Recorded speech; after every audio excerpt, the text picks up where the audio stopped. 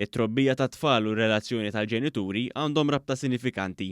Dan skont riċerka fih dan l-Università ta' Malta li ffukat fuq it-trabi ta' 8 xhur li għal xi raġuni jew oħra joħolqu sfidi addizzjonali għal ġenituri tagħhom. Din ir-riċerka li ġiet finanzjata mill-Fondazzjoni Malta fih dan il-Bank HSBC għamlet użu minn programm speċjalizzat għal ġenituri sabiex dawn ikollhom l-għajnuna neċessarja sabiex jitejbu r-relazzjoni tagħhom.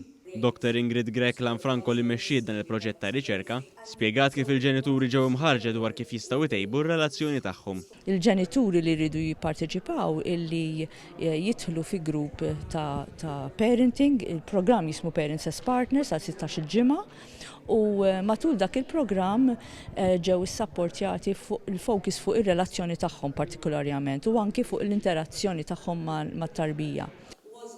Hija sostniet li dan il-programm ħalla riżultati sinifikanti fuq il-kopji u anke trabi. Wara li sar ir-riċerka instab li kien hemm bidla fil-livell ta' konflitt bejn il-ġenituri u anki trabi li kkalmaw li allura waħda taffettwa lill-oħra. Dr. Grek-Lanfranco qalet li dawn ir-riżultati jfissru impatt pożittiv fuq is-saħħa mentali tal-ġenituri li ħalli effett tajjeb fuq it-trobbija ta' tfal tul iż-żmien.